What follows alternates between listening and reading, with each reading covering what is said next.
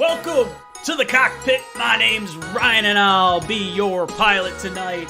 I am so excited to be back for a Monday show. This is the first Monday show I've done in 2-3 weeks now.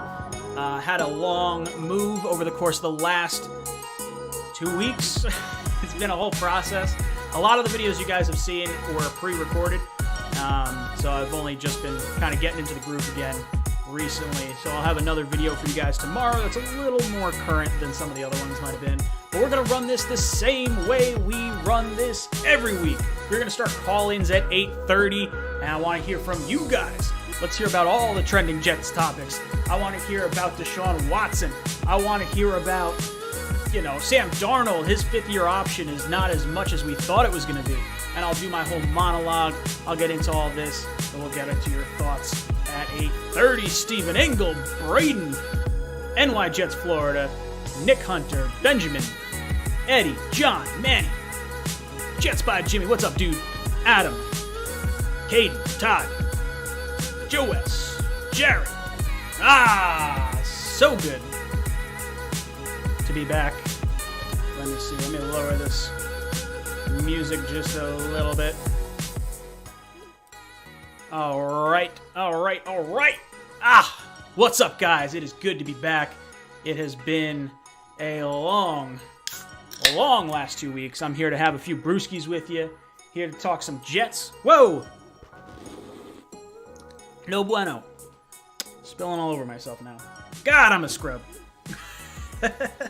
All over my chair, and it's everywhere. It's gonna be sticky. Ugh. That's gonna be fun.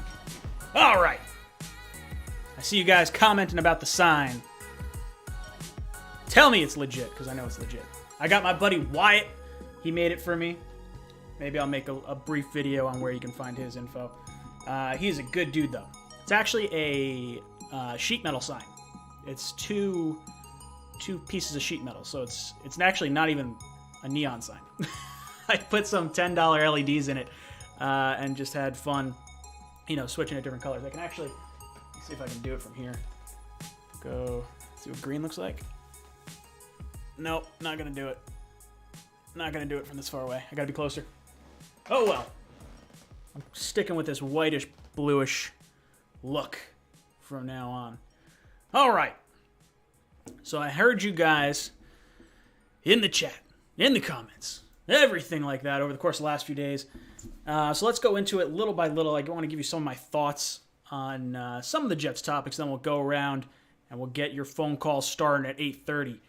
Now I know I have to update my big board over here. Again, moving. It has Green Bay and teams that are not supposed to be in the order that they're in.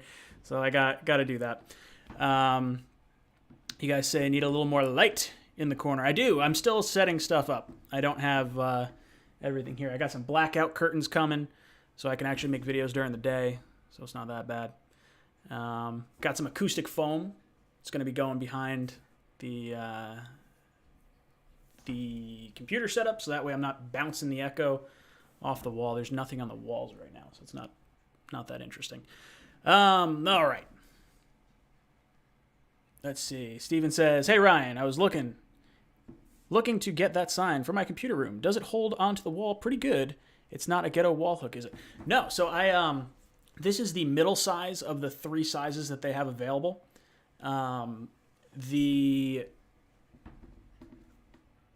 So what I had Wyatt do is, so there's like hooks. There's like little holes that you can hang like anchors and screws in. That's held up by 2?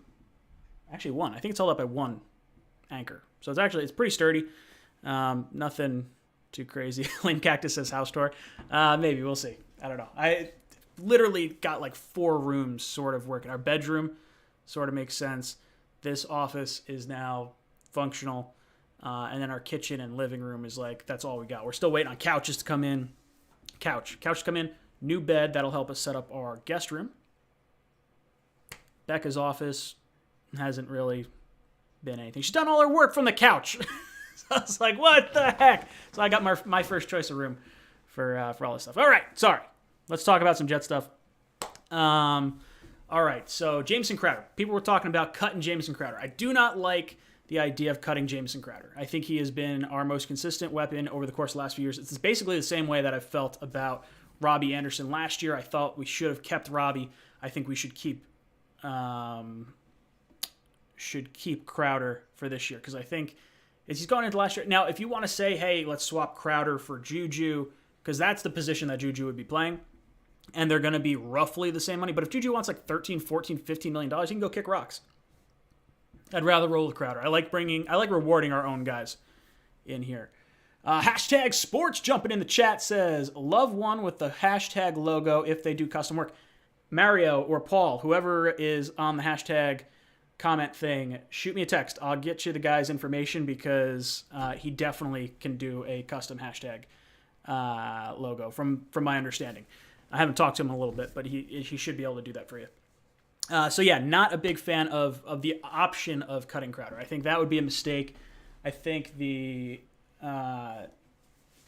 you're looking at cuts, Henry Anderson makes a lot of sense. I could see Van Roten. I'm not super high on cutting Van Roten just yet. We got Ali jumping in the chat. Man, that's a good sign. That's a real good sign. See, so right now I have a cord hanging from it. I'm just going to wind up talking a whole live stream about this. That cord on the ground is my charger for my phone. I forgot to unplug it. I'm a bad person. And then this wire that comes right here, it's plugged into the wall most of the time. For a 2-hour stream, I'm going to leave it plugged in. Normally, I have my power bank plugged into it and just tucked away, so that way you don't see a cord. So that's where it comes in. All right. So yeah, Henry Anderson, cutting him. Van Roten could get on board with. Josh Doxson getting cut. Alex Lewis. Alex Smith. What the hell am I talking about? Alex Lewis. He's getting cut. No way. Not holding on to him. Now, what do I think about? Let's see. What else is going on? I dropped the salary cap video yesterday. Today? I think it was today. I don't know. My days are all blended together. I edited like all those videos in like a day and a half. I'm all losing all my stuff, losing my mind. All right. So salary cap. Salary cap's gonna be a floor of 180 million. It could be longer. It could be higher than that. They're saying the floor is 180, so it's 4 million higher than we were originally thinking. Doesn't really hurt the Jets all that much. I mean, I guess it leaves. The thought on the salary cap that might bug me a little bit is that the Jets we're in a very advantageous situation. If the salary cap goes up more than expected with this new TV deal and everything, it could be a little bit more of an issue, because now teams are not cutting the players that were good players that just had big contracts. That's kind of what I was hoping would happen. I think you'll still see some of that, but it'll still be interesting nonetheless. Quarterback-wise, it appears that a lot of people are talking about Zach Wilson as being the Jets' pick at number 2. That's kind of what myself, Matt, and Greenbean have been talking about. I saw Jet Central released a mock. I haven't watched it, but he had a picture of Zach Wilson on it, so I think he's probably on the same boat as well. Not that we don't like Fields. I think all of us are probably pretty high on Fields as well. It just seems like Wilson is going to be the better fit for the offense, given the nature of how he plays and what I think they'd be looking for. Because we're looking at like a Matt Ryan, a Jimmy Garoppolo, but maybe with a little more wheels is kind of what we're sort of looking at. Now, if you roll with Sam, we found out today that Sam's 5th-year option is not nearly as bad as we would have otherwise thought. His 5th-year option is going to be around $18 million or so. So a lot of us were thinking it was going to be around $25 million. It was what it really should have been. Now, because the cap went down, it kind of fluctuates a little bit, and now it's a semi-manageable like $18.5 million. So, my question to you guys, does that $18.5 million 5th-year option look more attractive, and does it make you want to hold on to Sam Darnold more now because it's lower? If you were in the camp of trading Sam and drafting a quarterback, does that in any way change your opinion on how the Jets should handle their offseason? Does this make a trade offer with Sam, or Sam to another team, whatever? Does that make it more attractive? Should the Jets be able to net more money or more assets because this deal is not as bad as was once thought it could be? Like that's huge. If a team can trade for Sam and now they have 2 years, one at $4.5 million and one at 18.5, that is significantly different than what it could have been. So there's a lot of things that could potentially happen here. Who knows? Who knows? Joe S. says he's more in line with trading down. I think trading down, if you're holding on to Sam, that's got to be the option. If you're not taking quarterback, because quarterback has to be the pick at number 2, whether it's the Jets making it or if it's another team trading up to get it. That would be kind of my thought. The E Empire says, did you see Rap Sheet's report? I did, and I'm assuming you're talking about the no decision is going to be made on Sam Darnold yet, and that's 100% true. I 100% believe that with all my being. Joe Douglas is going to do his due diligence. He is going to look at all these quarterbacks coming up in this draft. That's Fields, that's Lance, that's Wilson, that's Trevor Lawrence as well. We do think Trevor Lawrence is going number 1 overall, but you never know. You don't want to be... you never know how that could eventually wind up. So, what do we do? What happens between now and the draft? Well, the pro days for these guys are going to be like I want to say it's like March 12th, then March 15th, and like March 30th are the 3 pro days we're looking at. I could be wrong on the exact dates for those, but it's roughly around that sort of time frame. Basically, by the end of March, we're going to have our answer as to who we like at quarterback because we have seen these pro days. Now, there is no combine. That is concerning. That is a very worrisome because the only time, like right now, there are no private workouts either. So if we can do just their pro day and there is no, there is no combine, there is no. If that's the only time we're seeing them throw, this makes it a little more concerning if you're a New York Jet fan because you're not necessarily getting the extra reps to see these guys play. And if you haven't made a determination based on a shortened season of play, what happens, with just seeing them throw one time or maybe only interviewing them once? It's going to be really interesting. And I think there's a lot more volatility in this particular year than has been in the past. Definitely a little squirrely. I'm not sold one way or the other. I think the Jets are going with Wilson more so than not. I think that's really if you gave me $5 to bet, my first 5 would be like, okay, well, is Watson getting traded? Because I think the Jets are the best landing spot. Well, I think Miami's the best landing spot. I don't know if Houston will trade with Miami because I think the optics of trading for their number 3 pick back might look a little bad. That said, it's a whole new regime, so maybe they don't care. And the Flores connection with Easterby and Caserio, I think there's a lot of connections there. I do think Tua plus the Miami picks is a more attractive landing spot, plus Deshaun Watson, who seems to have been a little more in the, he wanted an ethnic head coach. If he goes to Miami, he gets the ethnic head coach and he gets the ethnic GM. So it sort of makes a lot of sense to be Miami. That said, the Jets are the only team that can really beat it. So it's a matter of how much are we willing to allow Deshaun Watson to go to the Dolphins for. Like if the Dolphins give up 3 first-round picks and the Jets could have given up 3 first-round picks, I'll be a little salty if we have to face Deshaun Watson for 4 years or 10 years. Now let's say it's 4 first-round picks and Miami decides to give up 4. That's 2 this year and 2 the next year and the year after. All right, now maybe you want to tell me you opt out of that. Okay, I can understand that because I think Wilson plus 3 more first-round picks could be more attractive than maybe Watson with the contract and whatever. I don't know. I don't know. I think the Jets are a good landing spot if he gets traded. If I were the Texans, I'd sit on. I would sit Watson and I would not move him. I would let him sit out for a year. He's only the team's going to suck with or without him this year. So if I were them, I would try to get the quarterback situation right.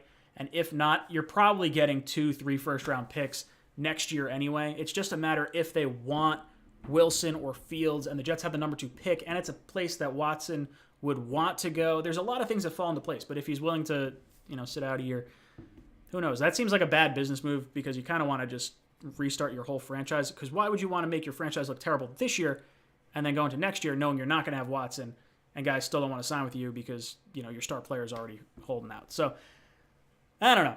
The whole Watson thing's interesting. If I'm ranking it based on percentage, I would say Wilson, most likely to become a Jet. Then probably Fields.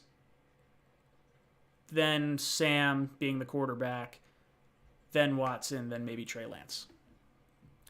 Zachary says, where did Grandpa Mark go? I don't know where Grandpa Mark went. I haven't talked to him in a while. I'm going to shoot him a message on Discord because I feel bad that I haven't talked to him. He's usually in here. Maybe he just doesn't like me anymore. It's possible. Grandpa Mark, if you're there, drop a comment. But I know you're not there because you would be commenting. Ugh, disappointed. What are you guys talking about? Brian says, do you think Sammy draft value will go up or down after the draft? His trade value is going to go, well, it depends. So when Joe Douglas was the VP of player personnel for the Eagles, he was brought in after the draft where they traded up for Carson Wentz to take number 2 overall. Edward says, paint your room Gotham Green. I'm not painting this room green because it would look awful. It looks. I would not like this room in Gotham Green. Not that I don't like it, but I would not like this room in Gotham Green. Where the hell was I on this? Do I think his trade value will go up or down? I think if we wind up waiting. So after the Eagles traded up to draft Carson Wentz, they brought in Joe Douglas, and then they had Sam Bradford, who was their quarterback at the time.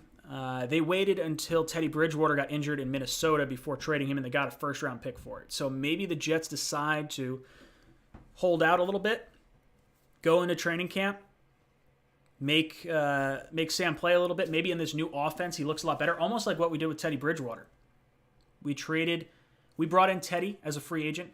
We wound up trading him to the Saints for a third-round pick after he showed up in preseason. So maybe Sam plays well in preseason. We put him in some advantageous situations, and then maybe we trade him for a first next year instead of this year. Now, if you can get a first this year, I think you take it and you run and you just draft your player that you want to draft, and teams can sort of figure it out from there. Now, if you're saying will his trade value go up or down after the draft, if he does terrible, then his draft stock is plummeted. I think the most value you can get for Sam right now is right now before the draft, like leading up to the draft. It could be draft night, but I think you got to wait for it.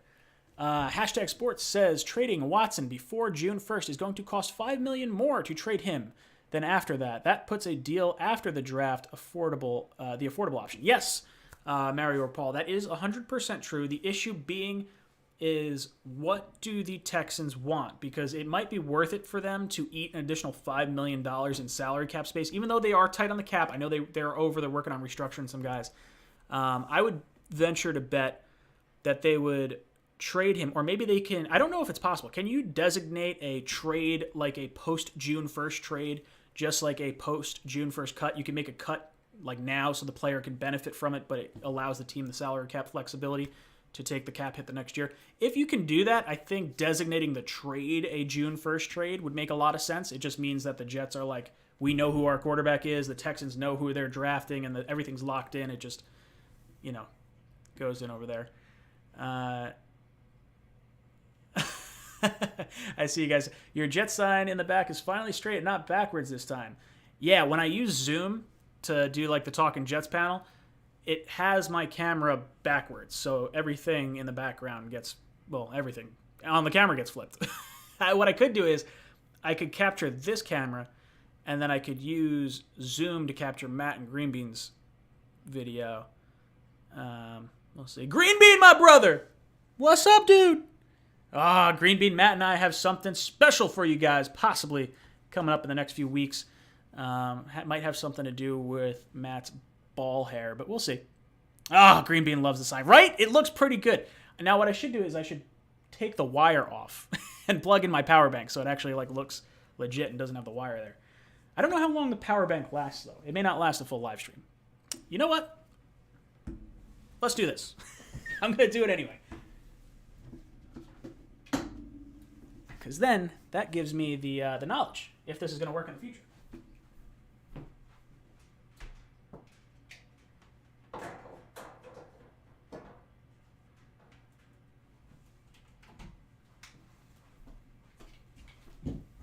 All right. So we'll see if that works. It may not. It may wind up going out partway through. Green Bean says he loves clean balls.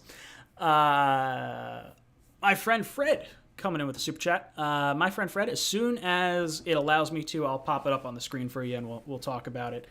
But thank you so much for the super chat. It's going to come through. It's just the way I have my stream set up, it gets delayed. So I can't throw it on the screen as fast. We got 4 minutes. 4 minutes before we start taking phone calls and start talking what you guys want to talk about, asking me all your questions. I'm like so out of the loop on some of this Jet stuff. Like I'm following the news, but I'm not like on the internet as much as I normally am because I'm doing house projects. I have spackled way more than anyone should be spackling. And painted way more than I want to paint. I fixed a boiler. Oh man, yo, YouTube is the best thing ever. I fixed my boiler twice. Well, fixed the boiler and then drained the air or siphoned the air from my baseboard hot water heater. So the pipes, made that work. I fixed my ice maker. The people that lived here before me, these jerks, let the water softener run dry. So I wound up getting hard water everywhere. Our shower, our sinks, everything is got hard water and calcium all over the place. So it's been a real not fun thing to clean. It's been a little brutal. Oh, God. Robert Torr says, are you keeping your eye on the Dak Prescott situation? I would be all about getting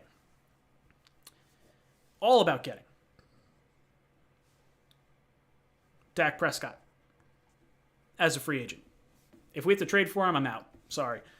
I mean, because I'm fine with paying him the money he wants to get paid because we can then invest money elsewhere, use all our draft capital. We can trade out of number 2, get a monster haul of picks, and I think he's really good. Now that said, I have no interest in trading for him and paying for him. Watson is a special kind of different, I think. My friend Fred says, why isn't anyone talking about Philly being in shambles after Douglas's departure? Go Jets. Oh man, that is a great thought process. So I have no clue what Philadelphia is doing. Philadelphia is a very odd team. They're in crippling cap shape. They're going to release a ton of players just trying to get under the cap. They obviously did not get their top choices in head coach because no one wanted the job. They just it was them and the Texans that took the longest to fill their jobs. Now, the Eagles, probably more attractive position because you at least have Hurts. I don't know. We'll see. Oh, man. But Douglas not being in Philly, I would love if that was why they were not that good. Make me feel good. All right, let me throw the phone number on the screen. Pop that up. And then I'm going to change that. I'm just going to put a little ticker at the bottom that says, who is going to be the Jets quarterback in 2021? You guys can talk to me about that. We can talk about other stuff. I'm good with literally anything. I'm here for you. This is your show. Barely mine. Man, you guys got a bunch of questions. I see popping up in the chat. What's good, Socrates? I love Bill and Ted. Socrates. All right. Phone lines are open, my friends. If you don't get through, hang up and try again. Because that just means that there's too many people calling at once.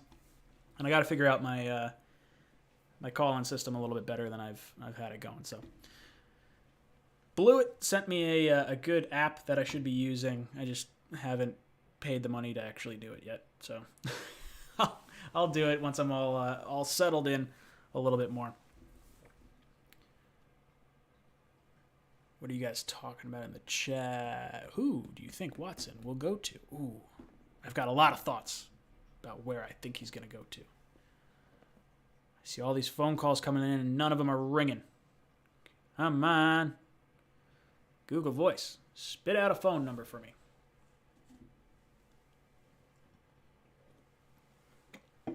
I was thinking, you guys can let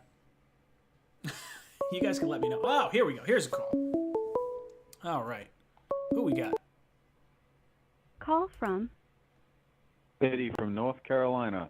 to accept. Hey, what's good, brother? Welcome to the cockpit. Hey, what's up, man? Nothing much. I'm just hanging in there. It's good to be back on the Monday call-in show. What's on your mind, brother? No Gotham Green, huh? No Gotham Green. I like the Gotham Green, but it's not great on like an actual wall color. I'm not a huge fan of You know it. what's funny? You know what's funny, Ryan? I'm a painting contractor, and if I see one more room painted agreeable gray, I am going to kill myself. It's the color that everyone paints their rooms when they're selling a house. It's either agreeable gray or repost gray or. Oh, dude, that's fine. The only reason I went with gray is because I thought gray should have been one, I guess the office was gray, so I went with the same color just because I kind of like the color anyway. But I think the Jets should have had a F-16 style gray in their logo. I was a little pissed they didn't do that. So I think it goes well with that. Secondly, green does not do well with green screens, which I eventually want to do. I'll probably have to get a blue screen or something like that, and then. Oh, I see what you're saying. Yeah. Yeah, we'll see. I have a little bit of fun. I'm planning to do a bunch of cool stuff because I actually set this room up so I can film from a bunch of different angles. I just don't have those fully set up yet, so you got this angle right now. So anyway, Go on. What about Russell Wilson? I love Russell. If he's available, I don't know what you'd give up for Russell because he's I think 32, but you'd get probably 10 years out of him. I would give up number 2 easily for Russell if they were like, hey, this is what it's going to cost. Give him, how about a first-round pick in 2023 and something now just to sweeten the pot? Like other than number 2, I'm thinking number 2 has to be part of it, right? Well, no, I'm not thinking about this year's number 2 pick. Screw that. I'm talking about maybe we could push it back a little bit, like give them something nice now. Like maybe 23 now, and then first round pick in 2023, something like that. That Push feels it down like it's. a little bit. I feel like they'd be willing to send him elsewhere for that. I think the Patriots would give up number 15 overall this year in a heartbeat. I think I would bet any team outside of maybe like the Jaguars at 1 would probably give up any first round pick this year. So the Jets would probably have to give up number 2 to get Russell Wilson. I like Russell. I would be cool with getting him, but I'm more of the mind thought of like, okay, let's get Zach Wilson or trade down and roll with Sam or go with... I would rather trade more picks for Watson because he's 7 years younger than roll with Wilson. Wilson's taken a lot of hits. Scare me. Brand new quarterbacks scare me though. They should though. They should because they're like a 25 to toughest position to convert from college to the pros. It's just the toughest position. I like what Green Bean did. Did you see what Green Bean did the other day where he did this thing where, all right, we're gonna trade every pick. I did that the other day. So he wound up. He probably had a zillion picks. 9 second-round picks and 3 That's first-round amazing. picks. I love it. I mean, when we did one of those and I got through and I was like, okay, I got like 3 first-round picks for next year, 4 second-round picks, and I was like, I can't keep trading. Like this is gonna take like an hour and a half, 2 hours just to keep like accepting trade after trade after trade. He wound up. It's so with funny. 9 second-round picks. It was insane. It was the funniest thing. I loved it. Oh, that would be wild. I wish they could do that. I mean, but you've got to have There's probably a pair of balls to do some something like that. I mean, you need people wanting to trade up too. Like two two is an interesting spot because you could trade down twice realistically. Like you could probably trade from 2 to 4 or 2 to 5 and then slide down again because there's going to be enough quarterbacks. Like I think Fields, Trey Lance, and Wilson, all 3 of them are going to be quarterbacks worth trading up for. Although they have Fields dropping down like draft boards like crazy, so I don't know what's going on with him. Well, I'm running out of time here, so let me say this. I think we should trade down from 2 to 4, and then if we could again trade down from 4 to 8, and then stay there and see if we could get who's that other guy you just said? So there's Trey Lance. There's Fields. That guy. I like Trey Lance a lot. The issue with him is he's only played 1 year in college, like 1 full year as a starter. He had 1 game this year in the showcase game where he threw his only interception. He really didn't look that good, but He's someone that should sit. Like, if you want to roll with Sam for a year and have Trey Lance on the bench, you might be able to get me on board with that. I like that. Boom! You have been ejected from the cockpit, my friend. Thank you so much for calling in. I'll get to your call next time as well. Who we got on the line? Call from Mike. Mike, what's good, brother? Welcome to the cockpit. Hey, how you doing? I'm hanging in there. What's on your mind, brother? So for Marcus May, I've seen a lot of different contract proposals and like different salary. Do you think I've seen like it ranging from like 8 to 14 million? Where do you think he makes per year? I would say 4 years, 48 million. So it's going to be 12 million a year. And here's why. The franchise tag is less than that this year because the salary cap went down, or not because the salary cap went down, but because the new collective bargaining agreement that was agreed upon this past, I think it was summer, instead of taking the average of the top 10 at their position, or no, sorry, what was the average of the top 5? The franchise tag used to be the average of the top 5 at their position. And that would be what the franchise tag would be worth for this year.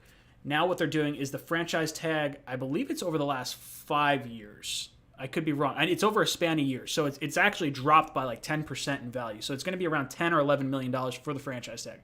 So I want to sign Marcus May for a long-term deal. I know he's going to want $15 million a year because that's what Budda Baker got, and he was picked just 3 picks in front of Marcus May.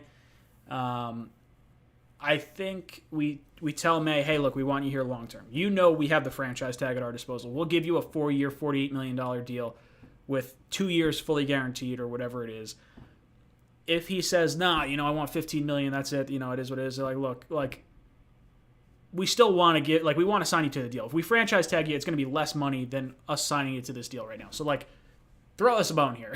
Let's figure it out. It's his one time to really get paid a lot of money because he's like 27 years old right now. If he signs a 4-year deal, he'll be 31.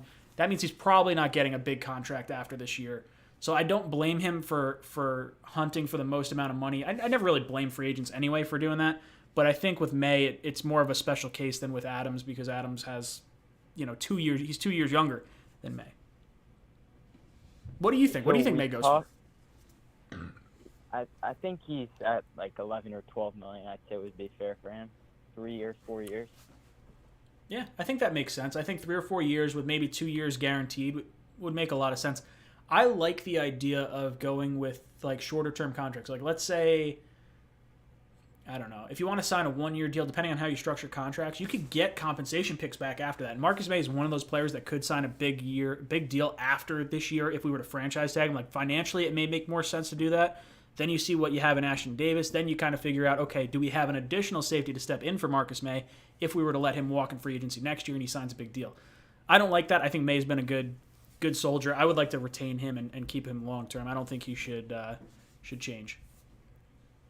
You think Joe Douglas is going to let Marcus May hit the open market, or if they can't work out a deal, you think he's going to tag him? I think we'll definitely franchise tag him if we don't come to a deal. I think I'd be pretty surprised based on what the franchise tag is and where I think he's going to actually go in terms of value and price. So for me, it's a no-brainer to franchise tag him. If you even want to transition tag him, because the Jets have so much salary cap space, that's the average of the top 10 at the position. And then you get, I believe it's a second-round pick, or maybe it's 1 first-round pick back if a team signs him and you don't sign him to the exact deal that he signs. I don't know. I'd be curious to see what it is. I would be willing to take, if someone wanted to offer May a contract and we didn't take it and we got a second-round pick back for him, I could probably live with that. I like May and I want to see him back here long-term. I don't want to necessarily break the bank. I would offer him a fair deal, and we'll kind of see where it goes from there. So we talked about Lattimore possibly. Do you think we could get Michael Thomas to be our wide receiver 1 for them for like 34 or something like that? Maybe for 34. I like Michael Thomas a lot. I think he's one of the best receivers in the league. And if we have a chance to get him with the number 34 pick, I would say this. I would probably prefer to sign Allen Robinson and then trade 34 for Marshawn Lattimore, the Saints cornerback, because I think that might be a better position to need. That's going to be a little bit harder to fill in free agency. But yeah, I would definitely trade for Thomas if some of the wide receivers that are hitting free agency are not an option. What do you think about Thomas? I just think we need a wide receiver 1. You got Mims to be your 2, Crowder probably your 3. I would be looking for Robinson, Godwin, maybe. How do you feel about Odell? I don't want Odell. I don't think Odell fits the narrative of where Jordan's trying to go with this. But brother, thank you so much for calling in. I'm gonna get some more phone calls. God, I love the chicken flying across the screen. It's one of the few things that make this show really, really fun. Really enjoyed it. I see some guys in the chat saying I would pay him 13 average per year, 5 years, 2.5 fully guaranteed. I don't know if I would give him a 5-year deal. That's a pretty long time. We'll see though. You could talk me into it. It depends where safeties kind of fall. It depends if you could get Sherman. If you think Sherman could be a safety and Davis could be the other safety, and that gives you maybe 2 years to figure out what you're doing there. It's a thought.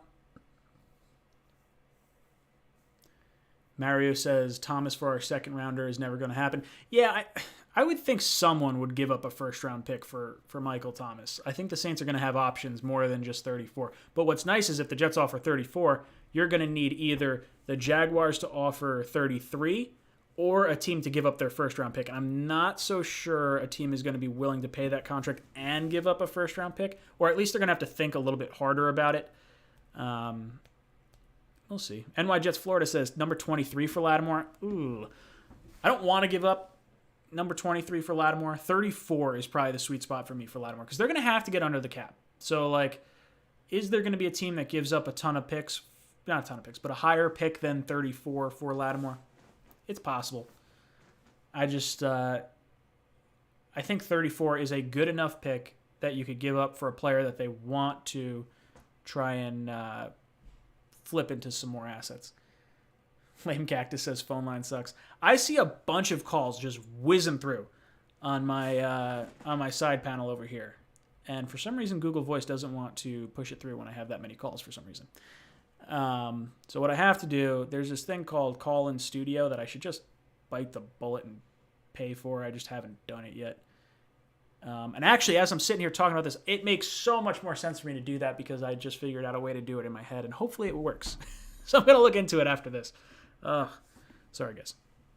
What else are you guys talking about over there in the chat? Do you think it makes sense to try and build through free agency versus the draft? Do you think we will be able to develop talent? Says Zach Lukeman. I think good teams develop players through the draft. You draft well. It's cheap contracts. You let players walk. You get compensation picks. When you go in free agency, you're talking, higher priced guys that are looking for more of a payout, not necessarily as hungry potentially once they sign that deal. So if you had the option, it's absolutely built through the draft. Bobby from Tennessee. Bobby, what's up, dude? Welcome to the cockpit. Hey, man, how's things going tonight? Not too shabby. What's on your mind? Hey, man, first of all, you were just talking about the chicken. Hey, man, what's the story behind the chicken? How'd you end up coming up with the chicken, man? So I use the chicken mainly because I'm immature, like a 5-year-old, because when I think cockpit, I think the word cock, and it was either going to be a dick in a plane or a chicken, so I landed on chicken. So I was like, this is going to be kind of funny, and it's a little goofy, so maybe I shouldn't do the chicken. I should just use the Jets Talk logo, but I have fun with it. Hey, I love the chicken, man. I'm like you. He fits right in there. It's perfect. She does.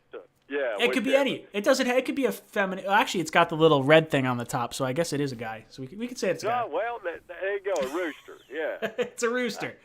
Yes. Hey, man, I just wanted to ask you your opinion.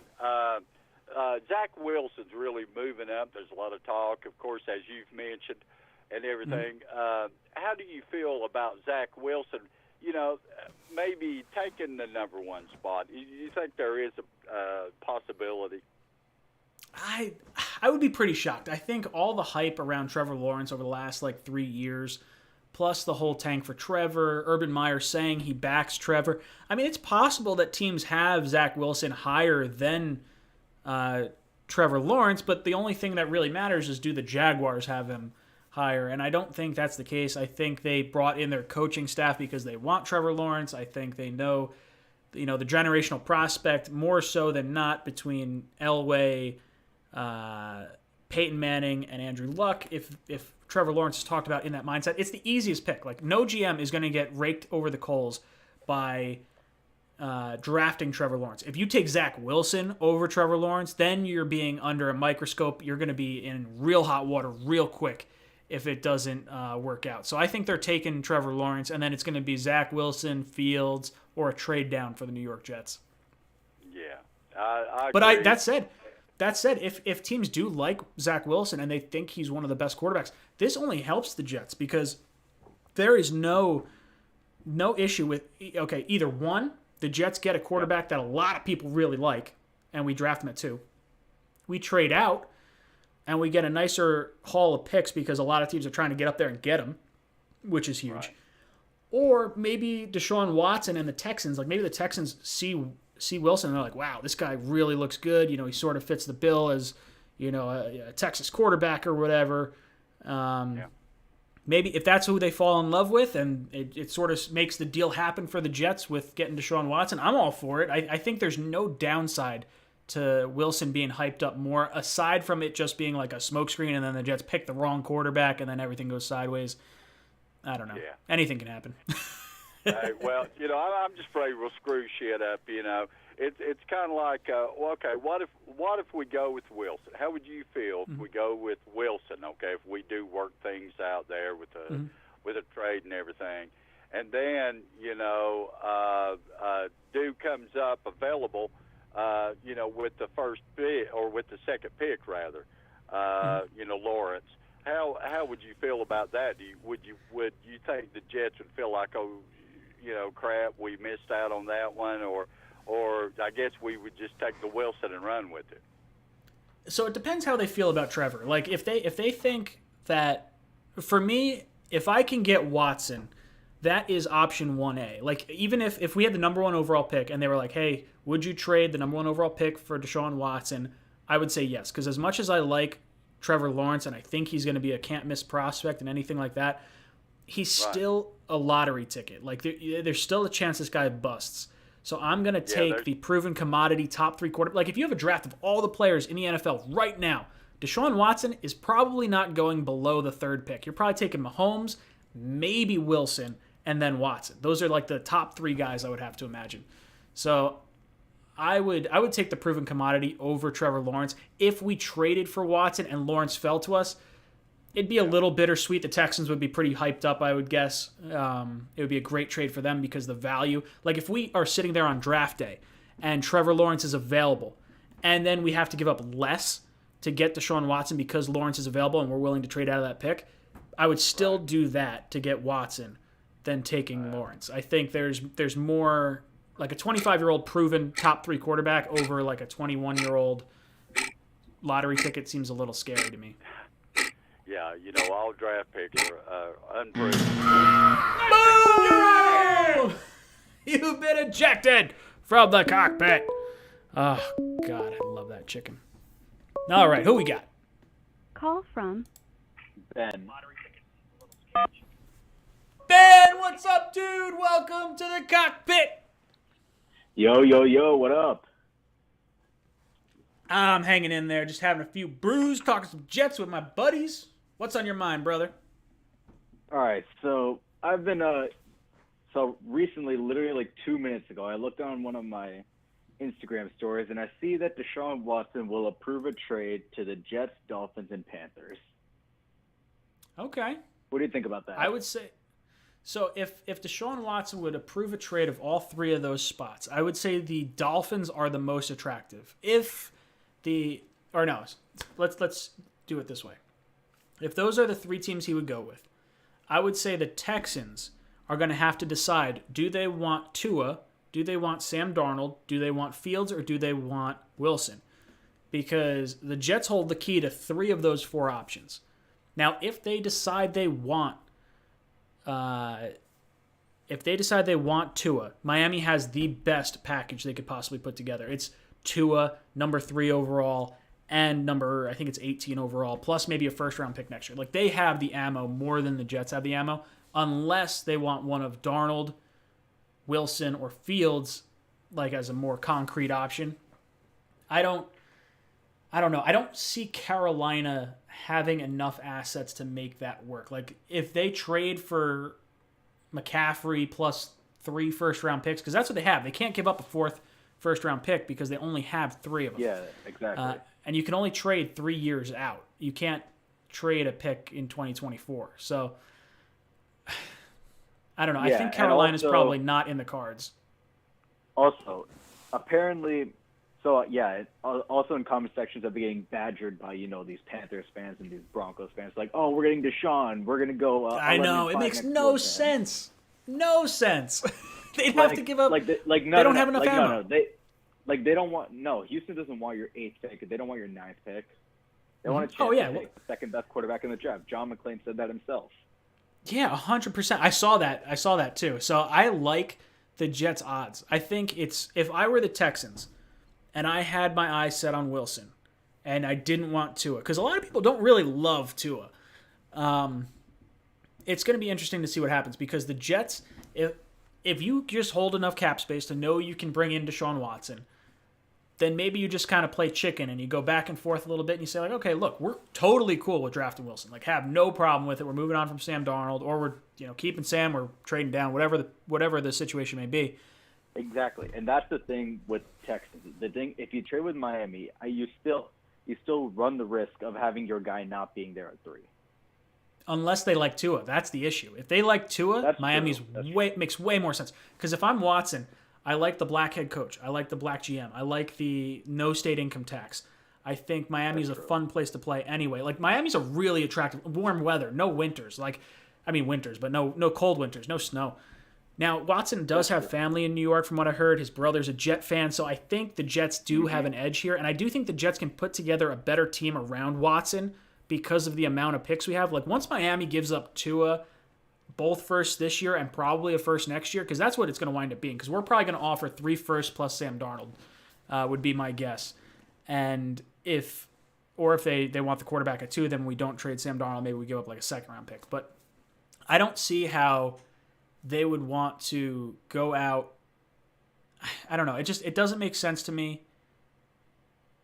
If they want to draft a quarterback, they got to go with the Jets pick. If they are not high on Tua and they don't like what the Jets are offering, then maybe they just sit and let Watson, go on ice for a year, because it's going to cost them. They may. They're going to save $5 million by just holding on to him. If they trade him, they lose $5 million. So there is not a whole lot of benefit to trading him other than getting the assets now and kind of washing your hands and getting done with this, because otherwise this cloud's going to hang over your head for the entire year. But they're going to be a bad team one way or the other, with him or without him. If they think they could be a bad team and win next year with him, and he's willing to do whatever to play, but if he decides, like, hey, I'm not playing anymore for the Texans, what's the point in waiting at this point? Get your picks and get out of there. This relationship doesn't seem salvageable. Also, I looked at another page. This guy seems like he's usually right most of the time. I don't know if you've heard of the page. It's called Jets Island on Instagram. Jets Island. I haven't. No, I might have seen it. It's possible. I see so many different Jets Instagram pages, and I don't really follow. Loyal NY Jet fans I tend to follow a little bit more because I know Ali. But anyway, so what did they say? Yeah, so apparently he heard a potential offer, including both first this year, a first next year, a future third, and John Franklin Myers. What do you think about that? I did hear that trade. And before I eject you from here, I want to talk about it because that's an interesting topic. If I could give up both first this year, a first next year, so it would be both first this year, a first next year, John Franklin Myers, and did you say another pick as well? A future third. 2022, 2023, I have no idea. I just said a future third. So you're talking 3 first-round picks, John Franklin Myers, and a third. I would do that. 100% I think it's I fair would do too. that. I think they wanted a young defensive player. Yeah, I like John Franklin Myers, but I think he's replaceable not, though. There's a lot of talent at edge rusher in this draft. That's the thing. I would say Quinnen is the only player I would say I'm not trading, aside from like Becton and I guess Mims. Yeah, but just Quinn and Becton. I'm honestly cool with trading Mims. I don't think we would trade him, but if it takes him to get Deshaun Watson, we can get rid of him first for that. Maybe I'll do that. yeah, you could. See, I really honestly. liked Mims. I would be pretty upset if we got rid of him. I love him. but I could Yeah, understand the justification. But we could Like, find another receiver. I have an attachment to them. Yeah, Sure. It's a deep class for a receiver too. Edge and receiver, Yeah. this is a good class. So But we can afford giving up 3 guys first-round like picks? Myers. I would say this: if they're asking for 3 first-round picks, I would probably say we'll give you a first-round pick in each of the next 3 years. We'll give you a future third, and we'll give you John Franklin Myers. Like, I don't love the idea of giving up both first this year because I think we need help. Like that, we still have plenty of picks, but I think the Texans are in an interesting position where the Jets have so much leverage over that number 2 pick that like you could take whoever you want outside of Trevor Lawrence, or you can just roll with some other option. So it's going to be interesting to see, but it's an interesting trade scenario. And if we keep 23, maybe someone like Gregory Rousseau will be there. That would be great because he was projected to be the second pick after Trevor Lawrence before the season. Yeah, no, I absolutely remember that. All right, brother, I'm going to get some more phone calls, but thank you so much. You have been ejected from the cockpit.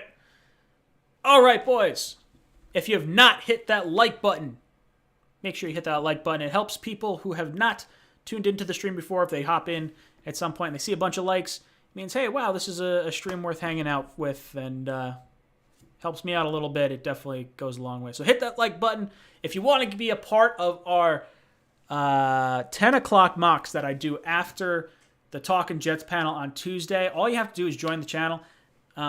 Any membership tier will get you in, so $2, $5, $10, whatever.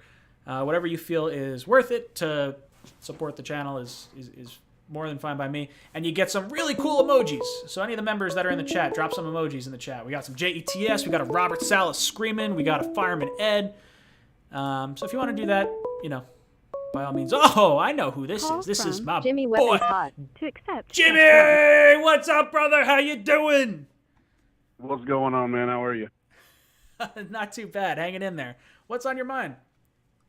So I want to talk. I was seeing in the comments, I want to talk about the people that think that Sam Darnold is going to stay. And more than that, why Zach Wilson is not as bad a choice as everybody thinks. Okay, Dude, so first I'm and all foremost. about it. Go for it. Yeah, so first and foremost, guys, this is Jets by Jimmy, by the way. I didn't even get a chance to Yes, say this my is name Jets before by you answered Jimmy. my call. He's on Weapons Hot, So- and make sure you check all that stuff out. Dude knows his stuff. Well, I appreciate that, man. And thanks for taking my call. I appreciate it. I was sitting here hitting redial Of course. over and over on my Dude, phone. I'm watching your name fly up on, I have the Google Voice up, so I'm seeing all the phone numbers fly up, and I see, Jimmy Weapons Hot, because that's what you're in my phone as. And I was like, Yeah. hopefully I get him on. And I saw it pop up right after. All right. So I can Fair see enough. it. It's not the same phone number as the one you and I were going back and forth on, but this is a Right. Google Voice number that'll Links to the fly yeah, through. for sure. Exactly. Yep. So here's what I think, man. First and foremost, I get that people like Sam Darnold and even love him. I love the kid too. He is a great person. He is very humble. I love that he was a Jet. He wasn't my choice, and I'll freely admit that Saquon Barkley was my choice in the 2018 draft. So thank God that didn't happen. Wipe the sweat off the brow. Fair enough. I didn't want him, but when he got drafted, I was all in. I was all in, just like everybody else. But the fact of the matter is, regardless, and again, the Jets are not doing him any favors. They haven't done him any favors. I think he was forced into the situation in 2018 because Bowles was on his last leg as coach. So they needed to get the splash. The Johnsons wanted their draft pick out there and playing, and I think it was too soon. So I don't think he's been around. He hasn't been in the best situation from the beginning, and that's definitely the Jets' fault. On the other hand, at the end of the day, he is still the one out there making the throws. He's still the one out there making the decisions. He's still the one out there playing the game. He has got to be at a point where he can do that and do it he's in the NFL, man. It's an elite level. It's at the top of the game in the entire world. You got to be able to do those things. So Joe Douglas, Robert Saleh are not going to hang their careers on a regressing quarterback that they didn't even draft. That's the biggest part. The timing, the fact that they didn't draft him. It's just not going to work. I wish Sam the best. I want him to go to a place where he can sit for a year, learn the position, learn the game again, and succeed. That's what I want for Sam Darnold. It's the best of both worlds, or it's in the best interest of both parties to separate. So now we talk about Zach Wilson here, okay? And one of the biggest comments that I've seen is, well, he plays for BYU. He played for BYU. He didn't face anybody. First of all, Zach Wilson beat Tennessee, USC, Arizona, Wisconsin, almost beat Cal. I'm in Idaho, so I'm a Boise State Broncos fan. Our team is good. Like, our team isn't Alabama or anything, but the Boise State Broncos are a perennially good team, and he beat us 2 out of 3 years. That's and then huge. let's it is, dude. And let's talk about some of these people, like talking about BYU as, you know, small schools. I'm a small school kind of hater myself, even though I'm a Broncos fan. But let's just talk about some of these names, like Carson Wentz from North Dakota State. Let's talk about Kurt Warner from Northern Iowa. Phil Simms, Morehead State. Steve Young was BYU. Guys, Ken O'Brien was from UC Davis. So it's not necessarily the school. Zach Wilson checks all the boxes for the tangible skills that a quarterback needs that are not competition dependent. He is very mobile. It doesn't matter if you're playing UC Davis or Alabama. If you're mobile, you're mobile. He has a cannon for an arm. He is laser accurate. Those are all things that it doesn't matter who you're playing against. Those are the positives. So Zach Wilson at 2 overall for me, man. And I'm sorry I kind of took up the whole time. So hit me back with, let me see what's up. Nah, dude, I completely agree. I think more so than not, the Jets, because of the new head coach, the GM that did not draft Sam Darnold, everything that's going on, the contract. I think if Sam had played to the level of 2019 and the Jets were picking 8, 9, 10, we're rolling with Sam Darnold. It's not even a question. But I think because he played how he played this year, because the Jets have the 2nd overall pick, because his contract is looming, because the quarterbacks are as strong as they are, especially Wilson. I think it just makes all the sense in the world for the Jets to take their quarterback now. It's a bird in the hand is worth 2 in the bush, because if you wind up rolling it back with Sam Darnold, he has marginal improvement. We go 6 and 10. We're picking 10th next year. We have 3 first-round picks because we probably traded down. It's just a whirlwind of BS that I do not want to deal with.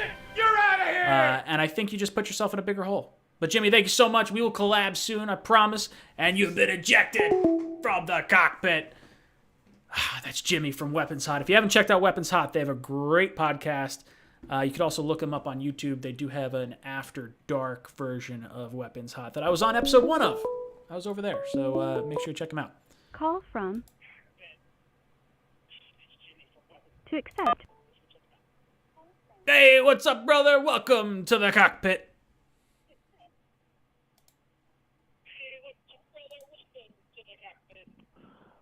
Hello? Can you hear me? Hey, I can hear you. You're going to be on a little bit of a delay, so you got to turn your YouTube down and just listen to your phone. What's up, brother? Christ.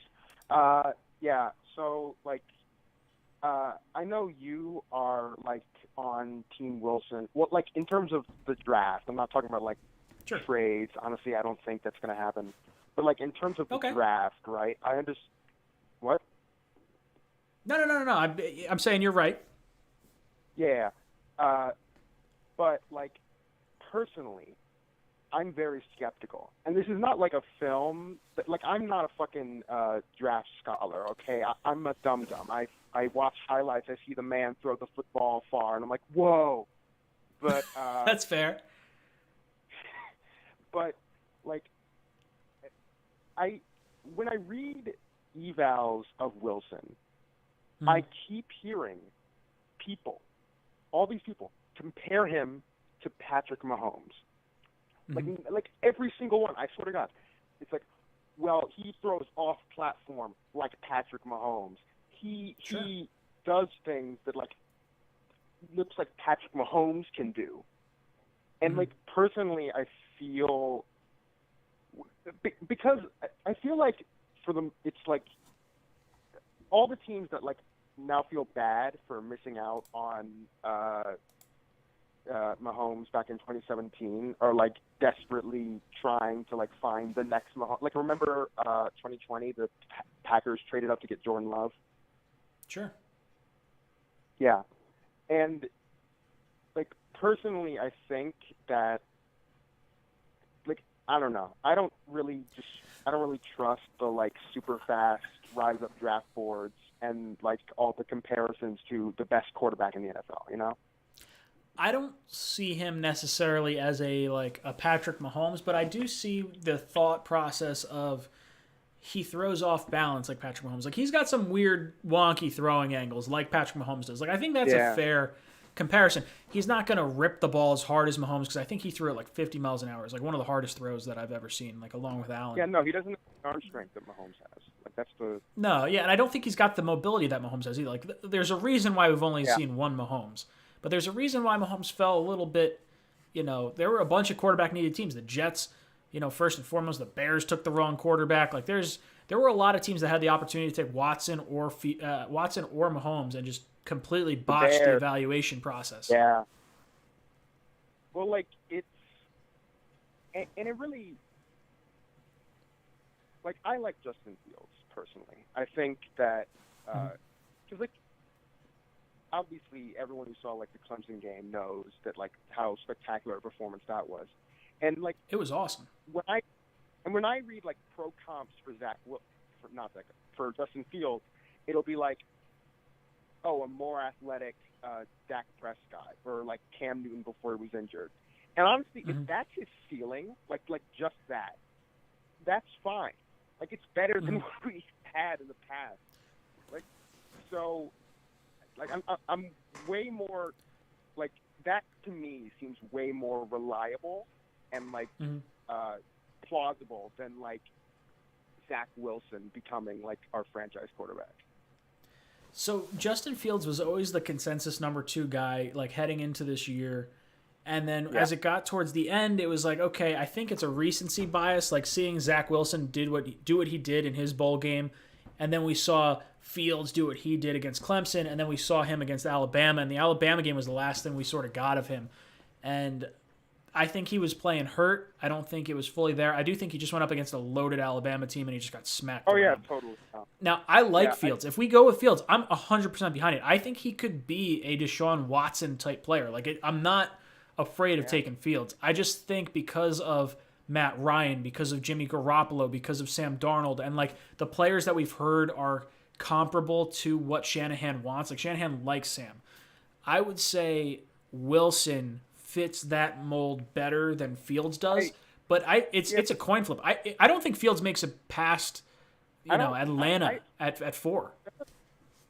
That's another narrative I don't really buy because like it even though like the BYU, I've like read the BYU offense does a lot of things the Shanahan offense does, but like that doesn't necessarily mean that he can just like slot right in and immediately know everything. Like I feel like if anything, like LaFleur would be just as high on both people because they both have like things that he likes.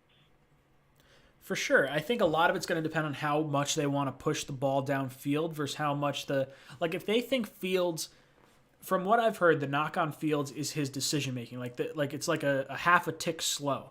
If they think that's the case and they rely on the speed of the decision being made, then you got to go with Wilson. But if they think Fields can learn that and you think his ceiling is higher than Wilson's, I'm fine with that too. It's just the OSU quarterback thing I think is going to scare some people, almost like the USC quarterback thing.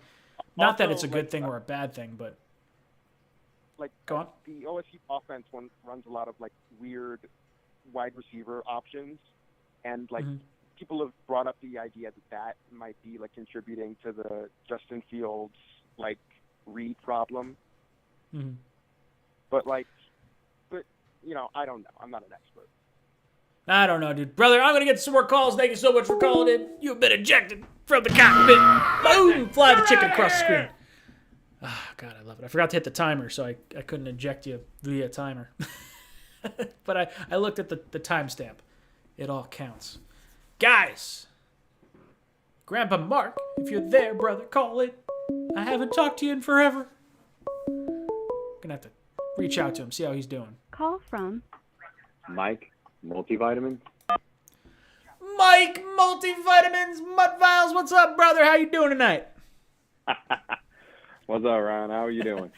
I'm hanging in there, dude. It's been a long last 2 weeks for me, but I'm glad to be back in the saddle and actually making some content for you guys. I'm actually working on getting better internet. I have 400 download, 40 upload supposed to be coming, but right now I'm running on 75 and 10, and it's not the best internet that I could be getting. Oof. Liking the setup, though, right now. I like the Jets in the background. Thank you. That's a dope sign. I'm like pretty pumped the way that turned out. It looks way better than I actually thought it would look when I hung it up the other day. My only thing, though, is that with the Russell Wilson trade, though, the rumor that's going around, though, that he's apparently going to be worth 3 first-rounders. If he gets traded for 3 firsts, but I don't see Seattle doing, doesn't matter who it's to, that scares me for Watson. Because if Russell's worth 3, Watson's going to be worth like 4, 5, the way I can see that. Yeah, I mean, he's 7 years older than Watson. Like, that's the thing for me. I wouldn't give up 3 first-round picks for Wilson. I like Wilson a lot, and I think he's a great quarterback. I just don't think I love the idea of, I don't know, maybe if I didn't have to give up number 2, maybe, like, I don't know. If you could tell me both first next year and 23 and I can hold on to 2 because they're getting, Jet first, I don't know. It doesn't make sense to me. I don't think Wilson gets moved. I think they just had to pay him a bonus too, which was a pretty big deal. So, like, I think he's staying in Seattle. I do think there's an off chance. I would say there's an off chance of not the Jets, but a team. I think there's a higher chance that Aaron Rodgers gets traded than Russell Wilson, and that's weird in and of itself. But I think Rodgers has a higher likelihood of getting traded than I think Wilson does. I thought seeing Tom Brady in a Tampa Bay jersey throwing the Lombardi around was weird. Aaron Rodgers in a different jersey, that would be even weirder. Well, so get this. I know a lot of people don't really love Mike Greenberg, but I heard his thought process on this. And the Packers are very much a team that takes into account the now as well as the future, which is we're going to draft Aaron Rodgers now while Brett Favre might be contemplating retirement. We're going to let him waffle back and forth, and then we're going to eventually trade him and roll with Rodgers. They draft Jordan Love. They let Rodgers kind of figure it out, and then they can move on from him. But I also think that Rodgers is in a unique situation where he needs to be winning championships. And if a team is not willing to sell out, like Tampa Bay did, like Tampa Bay got Tom Brady, and they were like, we're going to go balls to the wall. We're going to get Gronk. We're going to get Antonio Brown. We're going to give away whatever we have to give away to make it work now. And, like, screw the salary cap. Let's try to win some championships while you have a little bit of time left.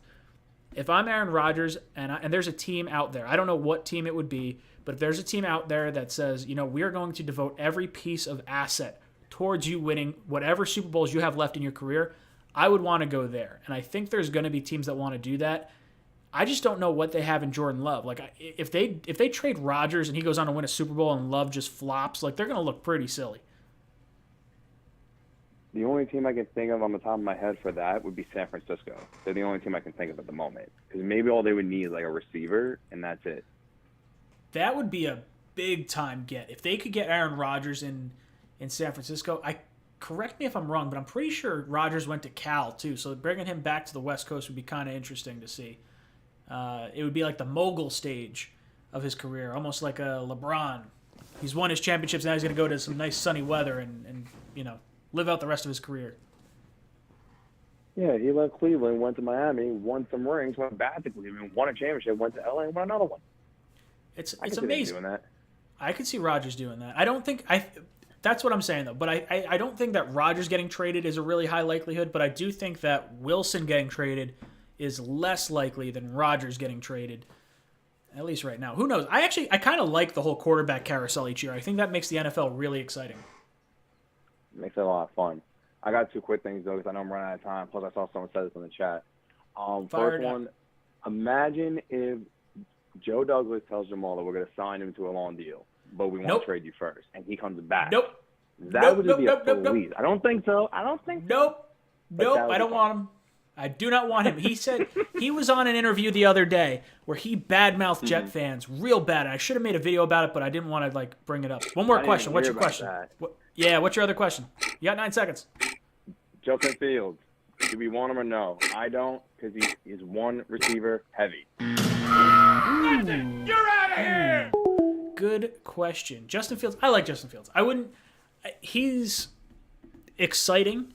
if they think that the loading bar in his head for his mental clock for letting the ball rip, because he's got a little bit of a longer windup, a little longer throw to snap from what I've heard. If they think they can fix that, I'm all for it, because he looks like a 6'3" version of Russell To Wilson. accept, press 1. To send What's up, brother? Welcome to the cockpit. Hey, Ryan, how you doing? I'm hanging in there, brother. What's on your mind? You know what, man? I might be in the minority here, so hold on to your seat, man, and buckle up, because I think Zach Wilson possibly could pan out better than Trevor Lawrence. That's what I've heard some people say, and I will say this. As much as I was caught up in the hype of Trevor Lawrence, and like maybe this is going to be looked at as backing away from that and just, whatever, I can understand why people may think that Trevor Lawrence might not be the generational prospect that people want to make him out to be. Now, he is the prototypical height. He's got the big arm. He can make a bunch of throws. That offense ran primarily through Travis Etienne and a lot of wheel routes, a lot of screen routes, a lot of like shallow routes. He wasn't really ripping the ball downfield the way you'd like to see, the way that Zach Wilson, the way that Justin Fields really pushed the ball down the field. That's not to say he can't do it, but the offense he was in didn't utilize it quite as frequently. And I think if you're saying what's more likely, Trevor Lawrence living up to the massive hype of being a generational quarterback or Zach Wilson living up to being the number 2 overall pick, I think there's going to be a lot less pressure on Zach Wilson than there will be on Trevor Lawrence. Yeah, don't get me wrong. I think Trevor Lawrence is going to pan out and be a great quarterback. Something about Zach Wilson, though. I know a lot of people think we're overhyping him like they always do when there's, 2 quarterbacks that are the first projection, like somebody like Andrew Luck, and then there's somebody else, a number 2 that they hyping up. It really doesn't pan out. But I don't know, man. I think, a lot of people are trying to say his character isn't good. I've heard him on interviews. I don't think his character's that bad. I think he was raised the right way from what I could see. And are you telling me you don't think he's a three-car garage type of guy? Nah, man. I've heard the issues. I've heard the issues. I watched a little bit of Matt's interview with that BYU reporter. I would say I'm less concerned about Zach than I was maybe initially. The one thing I will say about Fields, and one thing that really, really I like a lot, that would almost sway me in his favor, is Fields has like a vindictive, almost like he's like angry when he gets mad at someone. Basically, when he transferred from Georgia to Ohio State, I don't remember the quarterback's name, but there was a quarterback that was at Ohio State, was expected to be the starter until Justin Fields was going to transfer over, and he was bad mouthing Justin Fields. He was like, "Oh yeah, don't swing and miss," or something like that. Was the way they put it, right, because he couldn't make it in Georgia. He winds up going to Ohio State. Well, this guy winds up transferring like immediately after Justin Fields transfers. He goes on to have like not a good career, and Justin Fields goes on to like just absolutely tear apart the college football ranks. And Justin Fields went out. Justin Fields goes out and posts a Twitter video of him playing golf and said, check yourself, I didn't miss that one or whatever. And he's basically saying like, yo, dude, I didn't miss this shot. I'm one of the best quarterbacks in the country. I'm going to go top 10 in this draft. And what's great is that quarterback, he doesn't follow that quarterback on Twitter, but you know who he does follow?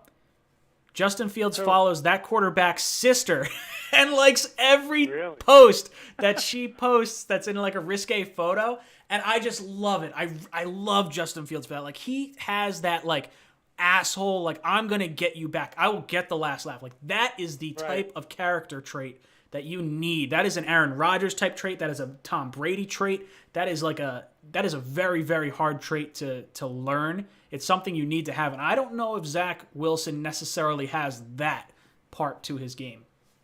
You know what though? I look at Trevor Lawrence. He looks like Justin Herbert from Los Angeles Chargers. That's that's basically what he is. I don't know if he looks like, if you can get Herbert, if you said you could get Trevor Lawrence to be what Justin Herbert is, 100% worth the first overall pick. And if he falls to 2, I would take him in a heartbeat because Herbert is the truth. Yeah, I think he is. I think he's. I knew he was going to be good. I didn't think he was going to be that good. So, that being said, that's my opinion. I think in the end, I think Zach Wilson possibly can pan out better. Hey, Ryan, have a good night. Thank you, brother. Thank you so much. Thanks for your call. I will get to you next week. Hope you call in. You have been ejected from the cockpit. Chicken! Oh! Oh, God. That chicken just gets me every time. Every time. All right, guys. We got about 38 minutes left. 38 minutes left. Make sure you drop a like on this video. And then leave a comment. I love hearing you. Call from Jonathan. Jonathan, what's up, brother? Welcome to the cockpit. Hey. What's up? What's good? Oh, I'm hanging in there. I'm trying not to lose my mind over here. What's on your mind, brother? So I wanted to talk to you about something Green Bean brought up on the panel a few weeks ago. Because he mentioned one of my calls on Matt O'Leary's show about Deshaun Watson not being traded till after the draft. Sure. Okay. I So know what's the Matt's thought listening process right there? now. The fact, this is more to back up this statement as well. Their GM or their coach made the statement they're not trading him, right? Sure. So obviously he's gonna have to hold out games to get traded, and Joe Douglas knows this, so he probably knows it's just based off these phone calls. So I really do feel like we're gonna get him after the fact for both of our next year's first, and maybe a first after that, and do that after the trade. And we keep Sam Darnold to put in that trade because they're gonna want a quarterback because they didn't get their quarterback in this draft. Ooh. So that's an interesting thought process. I don't know where I fall on that because it would save them cap space because if you trade him after June 1st, it's a lot more cap friendly for them. I think they wind up breaking even on his trade. Even better for them. Yeah, that would save that. The issue there is that I feel like is Sam Darnold a big enough trade chip to risk? Like if Watson says he's not playing, are you gaining anything as the Texans? You're not getting any free agents to sign there. They're not coming this year. Draft-wise, you don't have a first or second round pick this year. So you're basically just okay, we'll trade Watson. You get 2 first-round picks next year, plus you have your first-round pick, which could be bottom of the barrel because once you trade Watson, it's done. Now, maybe they want Sam, and then it works out a little bit better. I don't know. It seems less likely. If that's the case, I would say the Jets probably lose a lot of leverage trying to trade for Watson at that point. But it would feel better because we'd have used 2 first-round picks plus 34 to build the team around him, and then it doesn't feel quite as jarring to say, okay, hey, we used our 2022 first-round pick. Even if we said we gave both of them. Our 2022 first-round pick, the New York Jets select Deshaun Watson, 100%. I would do it in a heartbeat. I don't know if that makes a whole lot of sense for the Texans, though. That's sort of where I'm hung up. I think they want number 2. For the Texans. Yeah, I think they want number 2, but I think they also want Deshaun Watson, and I don't think Deshaun Watson is going to stay there no matter what.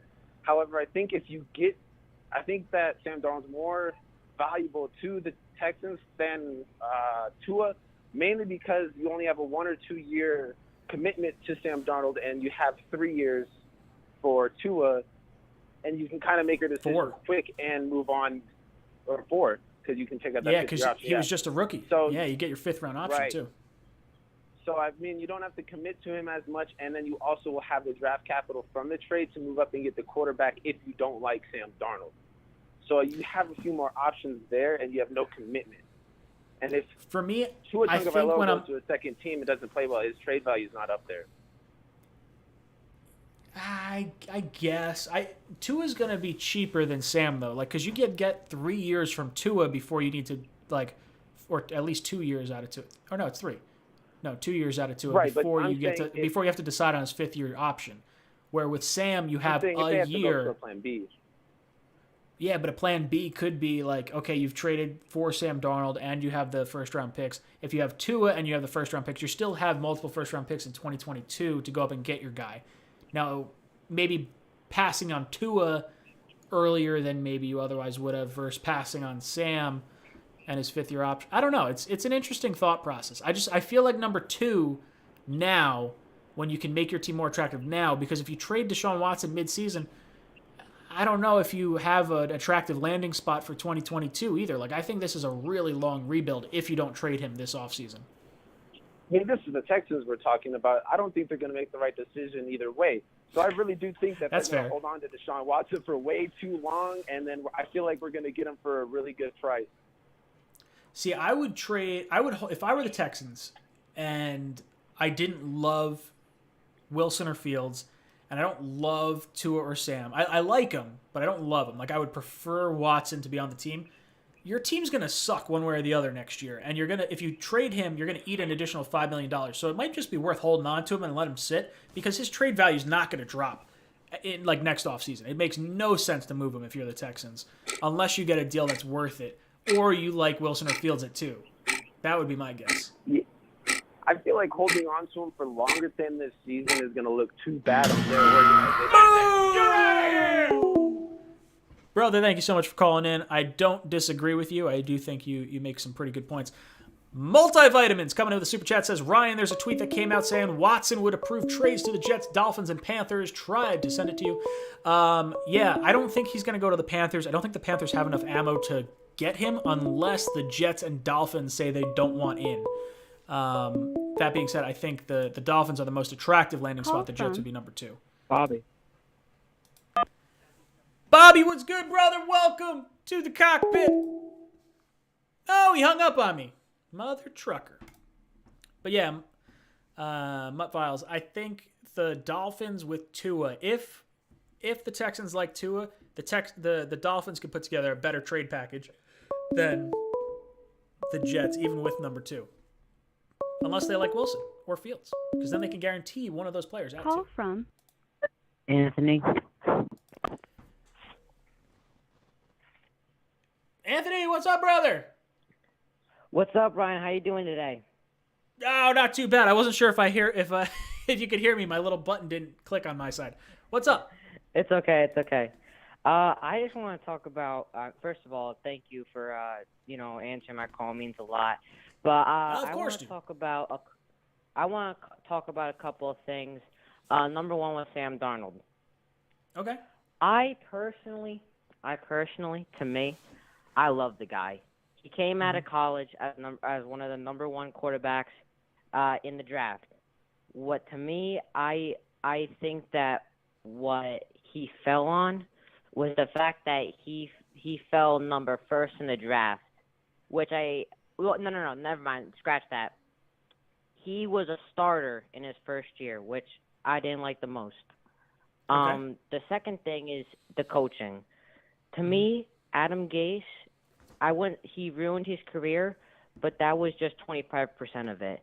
The 75% of it, I think, was, Sam Darnold's decision making. Do you agree with me on that?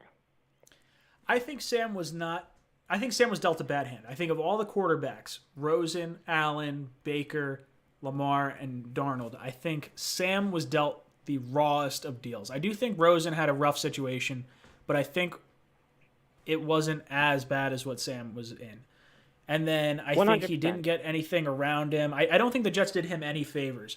Now, I don't think Sam did himself any favors because he's missing wide open guys. He's throwing the ball, or he's not throwing the ball when he runs out of the pocket and he's running out of bounds for a loss of yards. Like, there's things that he should be doing that are not good. He's looking at receivers and just not seeing them get open. Like, that's a concern. When you have Joe Flacco coming in and looking like he's more explosive and can connect with guys down the field like Perriman and Mims, that to me was a more damning indictment on Sam than anything else. That said, I don't think the book is written on Sam completely. I just think that if Sam had played to the level he played in 2019 and the Jets had, say, the 8th, 9th, 10th pick, we would be running it back with Sam. We would be drafting a wide receiver, building around him. But because the Jets are in this situation, Sam played like the 32nd worst or 32nd best quarterback in the league. He played, to that level. The Jets have the 2nd pick. His salary is going to increase after next year. This is the last time we can possibly trade him. All these little things sort of tell me that like now would be the time to move on from Sam. As much as I love Sam and I really want to see him do well, I think he's a really good guy and he has said nothing but the right things. I just think the circumstance and everything surrounding it, the new GM that didn't draft him, the new head coach that didn't draft him, all this sort of lines up to make me believe I don't think there's any way the Jets roll with Sam. I'd be pretty surprised unless they were offered a monster haul for number 2. Yeah, I got another question. Sure, shoot. Zach Wilson, I gotta say, to me, Trevor Lawrence, great quarterback.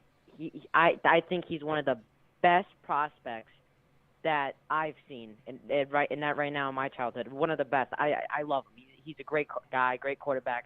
The way he throws is amazing. But I don't know. I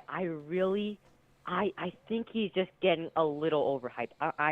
I feel like he's a good quarterback, but there's just something in me where I feel like, is he going to be that franchise quarterback that's going to go to the NFL and really prove himself, especially on a team that doesn't have a lot of weapons, which I think eventually in the future they will get. Do you think that Trevor Lawrence will succeed or be like a franchise quarterback in the NFL, like obviously in like the next 3 or 2 years?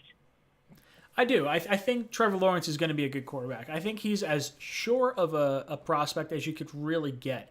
Now, that being said, there are going to be there's going to be a ton of pressure on Trevor Lawrence this year compared to Zach Wilson at number 2, who's going to have a lot less pressure. Now, he's going to have, pressure being in the New York media and all that sort of stuff, but I think the hype around Lawrence, it's going to be a lot harder for him to live up to that hype than it's going to be for Zach Wilson to live up to whatever hype you currently have him at right now.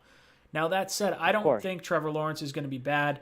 I think there's maybe a little concern with the style of offense that Clemson plays because a lot of it ran through Travis Etienne, a lot of wheel routes, a lot of screen passes, a lot of things that are close to the line of scrimmage, and you might be able to nitpick a little bit, but I think he's going to be really good.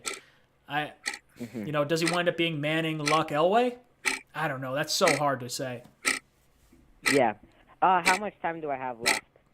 None. Boom! You've been ejected from the cockpit. Oh God, that was just perfect timing. Call from Eli. I've called. Eli! I'm sorry, dude. What's up, brother? I've called in so much tonight. Holy crap. Dude, I'm watching your I have a little chat box next to me. And I'm looking at it. I was like, dude, Eli, I'm so sorry. And I'm seeing all these calls whiz past me on the left-hand side here. What's up, brother? Okay, I'm going to go on a bit of a rant about Fields and Wilson, if that's okay, because I don't understand why people Wilson. Okay, this dude, I don't even think he's 6 foot tall. Okay, he's tiny. I don't think he played at 20. Isn't he listed at 6'3"? I think he's listed at 6'3".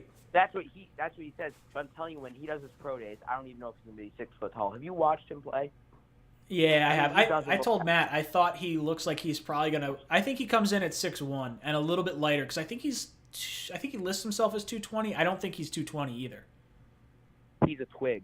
Okay, he's had 2 shoulder labrum surgeries, a throwing hand surgery. I hate injury-prone players. Never touch them. Right. Personally, I have Lance ahead of him, literally because of Zach Wilson's injury issues. Okay, Okay. Oh my God, I'm sorry, I'm going crazy. It's just all the things burn out about Zach Wilson at once. It's not unorganized. Whatever. No, it's fine. In the first before the season, I had Trey Lance as my number 2 quarterback behind Trevor Lawrence, and I like Trey Lance a lot. I think he is one of the best quarterback prospects to be coming out this year. The issue is that he only has the 1 year of starting experience, and then he had the 1 game this year. That's huge. Is he going to turn out like is he going to be a Mark Sanchez or a Dwayne Haskins, or is he going to be a Cam Newton or a Kyler Murray? There's not a lot of in between there. I don't know. It's going to be interesting to see. I think if he goes to a good team, I think he can become successful, but I don't think we're the team that can draft him because I think he's so raw and he really needs to go to a good team to develop. Anyways, back to the point. Wilson, in his first 2 years of starting, played absolutely awful. He only had 1 good year. It's a 1-year wonder. He plays absolute garbage. The 1 good team he played in Coastal Carolina, he lost to and did not look good. I feel like a lot of the plays he makes, you'll see he'll zip by and like juke out defenders and just like launch a deep pass, and the corner will completely blow the coverage. That doesn't happen in the NFL. That's something that happens at the schools BYU plays. And, when a bad wide receiver lines up against a bad corner, most of the time the wide receiver is going to beat the corner. A lot of the guys he's throwing to are wide freaking open. I mean, I don't trust him to read an NFL defense. So you don't trust Wilson to read an NFL defense. So I don't know. It's hard to judge that without seeing like the different interview processes. Like maybe you don't see him in as many games. You don't see the combine. There's going to be a lot of things that I don't love about this offseason, which is almost why I could understand rolling it back with Sam. And that's also why I really want to get Watson, is because he is the proven commodity. Wilson's not a sure thing. I don't think Fields is a sure thing. I don't think Lance is a sure thing. If they were, drafting would be way easier.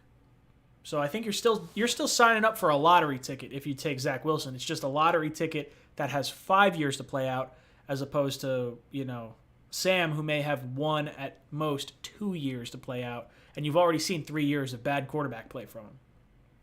Yeah, a lot of the stuff. I think people say Gase is horrible, but he's missing guys wide open. I mean, I don't know how Gase has influenced that. I mean, he has to hit those open receivers. And anyway, on Justin Fields, why I love Justin Fields. Dude is athletic as hell. He runs so fast. He's got the best deep ball in the country. He's really accurate. And I think Joe Douglas is going to take him because when you look at it, he likes the athletic guys over the technically refined guys. Becton versus Wirfs. Becton was the big guy who was a bit raw. Wirfs was the smaller guy, but more technically refined. He took Becton. I think it worked out pretty good. Wirfs is good, but he's a right tackle. I think a left tackle is more valuable, so I like the Becton pick. Continuing on Justin Fields, I think the not being able to read a defense for Justin Fields is completely, I don't want to say overhyped because I don't know if that's the right word, but I think it's overused. A lot of the plays are designed for stare-down receivers at Ohio State. The routes that they use take longer to develop. A lot of them go further down the field and more up the middle. So we actually have to stare down receivers in that offense. Yes, there are plays where he stares down a receiver when he's not supposed to, but Wilson has the exact same problem. He's a college quarterback. He's not perfect. Even Lawrence isn't perfect. Boom! You're out of here! Eli, you've been ejected from the cockpit. No, look, I completely agree. There is so much volatility in quarterback play that it is just such it's not an exact science. If it was an exact science, we'd have way more really good GMs and way more good quarterbacks in the NFL, not having third-round picks like Wilson pan out and sixth-round picks like Tom Brady pan out. It is not an exact science by any stretch of the imagination. Matt from New York. Matt from New York, what's up, brother? Welcome to the cockpit. Yo, thank you for letting me in. I've been trying to get in for a while. No, I'm glad. Sorry, the phone system doesn't really work the best. What's on your mind, brother?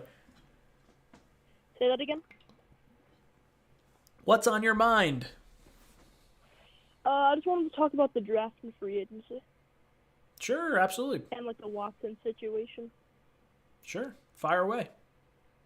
So with the Watson situation, I would really love to get Watson, but I don't think we get him. I think he goes to Carolina because I think Carolina's going to go, I feel like they're going to, offer way more. We have the most to offer, but I don't feel like Douglas will offer that because I feel like he finds his draft picks really valuable. And, Carolina, they could give up, a top 2 running back, and they could give up the 8th overall pick. So it depends what their goal is for trading Watson, because I think the only way Carolina becomes more attractive is if if the Jets and if the Dolphins are not involved. That's the only way Carolina, I think, gets Watson done, because if they offer the most they can offer draft pick wise is 3 firsts, then they'd have to get into seconds and thirds and all that. They could trade Christian McCaffrey, but is taking on an expensive running back that just had a big injury a great trade? I don't know. I like McCaffrey a lot. I think he's one of the best weapons in the league. But yeah, I think McCaffrey is the best back in the league, because when you talk about speed, athleticism, and a receiving back, I think he's the best in the league. Yeah, no, I think you can. I think you can make a really strong case. It's him, Dalvin Cook, it's Saquon Barkley. Like, there's going to be a bunch of guys that I think are all right around that same span. It's just a matter of how much you want to pay the guy. Now, I think it's like a $9 million cap hit if they trade for him, so it's really not that bad because Carolina pays out the signing bonus. But it's going to have to be. Do they trade Teddy Bridgewater with it? Is Teddy Bridgewater a fine enough quarterback, and are they punting on quarterback till next year when they have 2 first-round picks? Maybe that's the case. Mm-hmm. I don't know. I have a hard time believing that Carolina can put together an attractive enough offer that it could beat the Jets or the Dolphins. I think the Jets or Dolphins would have to be out of this in order for him to go to the Panthers. Yeah, I agree. So this is my opinion on the Wilson Field situation. So if we don't get Watson, I don't think we're rolling with Darnold. But I was thinking about it a little bit before. It would be really tempting to roll with Darnold and take Chase. And a lot of people say that Smith's better than Chase. But if you think about it, I know Smith won Heisman. He had this great year. But Chase last year, he had 1,700 yards with Jefferson. And Jefferson played like a top 10 receiver this year. So imagine how good Chase would be. Well, so the thought process could be, did Chase do well because Jefferson was there and Jefferson was such a great receiver? I had Jefferson as my number 2 wide receiver behind Jerry Jeudy last year. Or not behind Jerry Jeudy, behind CeeDee Lamb. I had CeeDee Lamb, I had Justin Jefferson, and then I had Jerry Jeudy. And people like raked me over the coals for it. And I was like, no, like seriously, like watch the tape. Like the guy's really good. Now I didn't think he would be like the best receiver in the class. Like him and Claypool were like probably the 2 best this year. But I would say I like Devontae Smith a lot. I think the height and the size, not so much the height, but the weight is a concerning piece of information because I think he's going to weigh in at like 175 or something like that. Is really, really light for a wide receiver at this level. I don't think he'll be the first wide receiver off the board unless they want to pair him with Tua in Miami at number 3. I do think Chase is going to be the first wide receiver off. I could see even Waddle before Devontae Smith potentially. Yeah, I think Waddle's going to jump up in boards. I don't know. I like all 3 of them. I really do. If the Jets wanted to say roll with Sam and they're like, oh yeah, trade down and take a wide receiver, I would hope we'd get Chase. I'm cool with Smith. I'm cool with Waddle. Yeah, maybe even Kyle Pitts you could talk me into a little bit, but like, I don't know. I do think Chase is the better receiver between him and Smith, but I could see why people, he opted out. Not playing football for a year, what does that do? Le'Veon Bell did that. Does that hurt your stock? I don't know. Trent Williams did it. He played fine in San Francisco, so it's tough to judge. Well, this is what I would do if I were the Jets. So Wilson's obviously the better scheme fit for the Jets. And I heard the other guy saying that like Wilson played bad competition and stuff, and he won't be good in the NFL. But you can't teach talent. So that's the thing. And with the Jets, I think Fields is better for New York, but I think Wilson's a better scheme fit. So I think we're gonna wind up going with Wilson. But I kind of prefer Fields because he's so athletic and he has that cannon of an arm. Ooh, interesting. Thank you so much for the call. We'll get to some more phone calls. I want to get to some of these super chats real quick. Mumtaz coming in with a super chat says, now that I like Wilson, I fear the Jets will torture me by picking Fields or Lance. I love Sam, wish him the best. Watson is a no-go for me. 3 first plus Quinnen plus a mid-round pick. Are we insane? Quinnen is untradeable for me.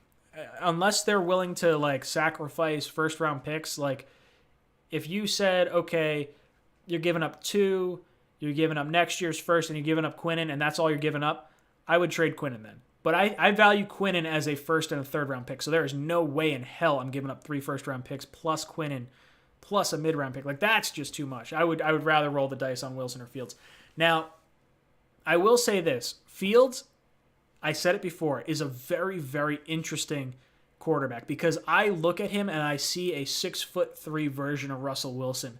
If they think the loading bar that like decision making can actually like absolutely be fixed and he can play at a faster clip, then I think Fields is the play to make. Now, one reason why I like him, and I said it before, there was a situation where he was getting traded from Georgia he was transferring from Georgia to Ohio State, and the incumbent quarterback at Ohio State that was going to be the starter said, "Oh, I'm not afraid of it. Don't blow your first shot. Or don't don't swing and miss to Justin Fields. Well, that quarterback winds up transferring from Ohio State after Fields comes to Ohio State because he couldn't beat him out. Fields is just way better. This quarterback goes into obscurity, and then Justin Fields posts a Twitter comment saying, or a picture of him playing golf saying, "Oh yeah, I didn't miss that shot," which is a direct shot at the quarterback that was giving him a little bit of hell. Now, I love this because not only does Justin Fields not follow this quarterback, but he follows that quarterback's sister, and he likes every post that she posts in a risque photo.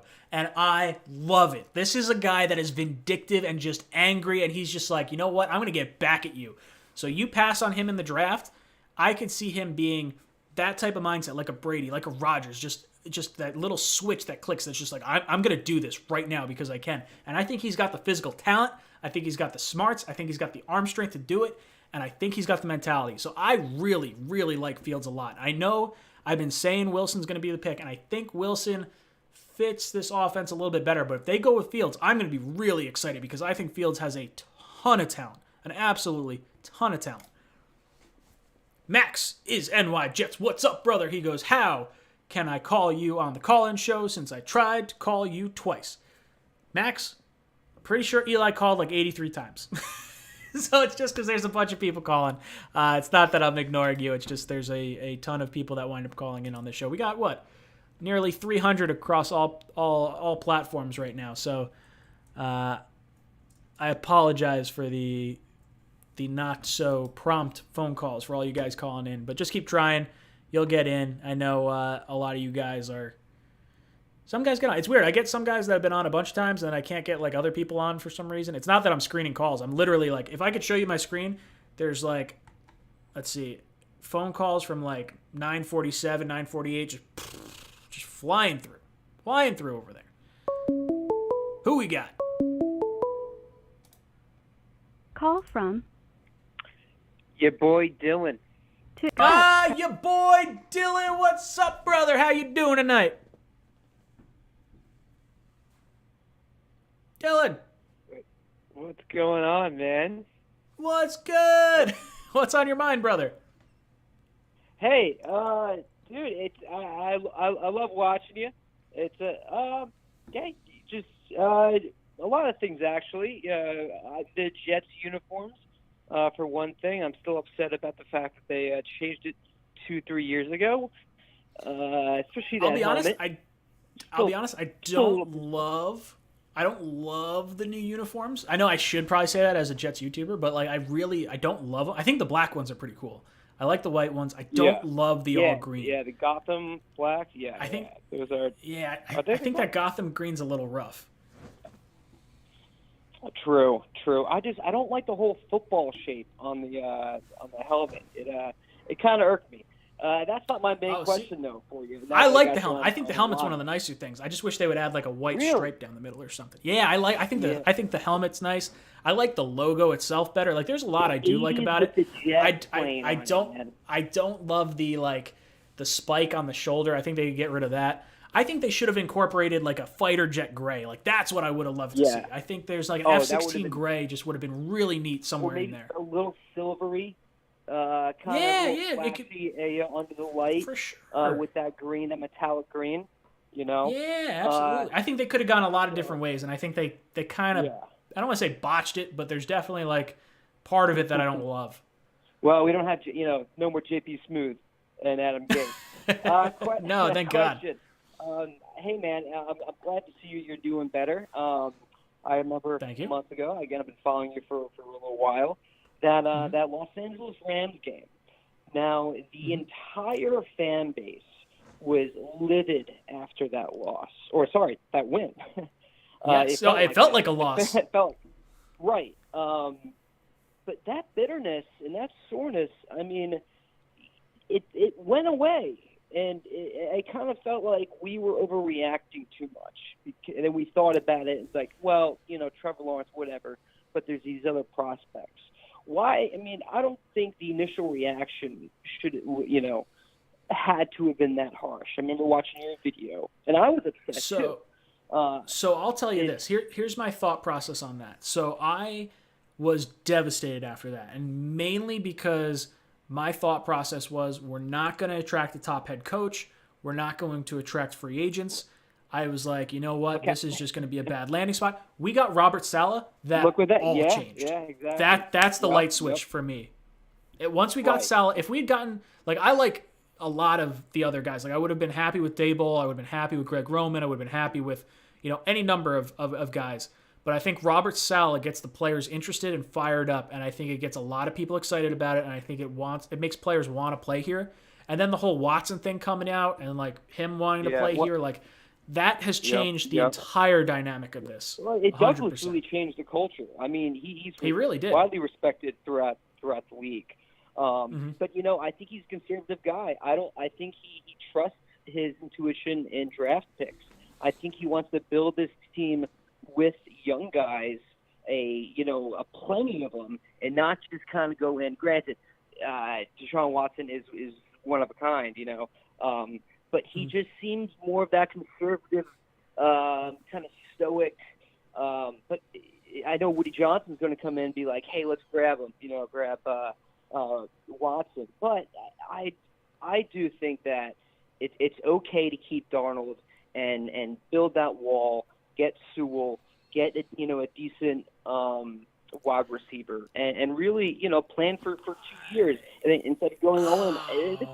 This is a question we've been having. I don't love it. Look, I like Sam.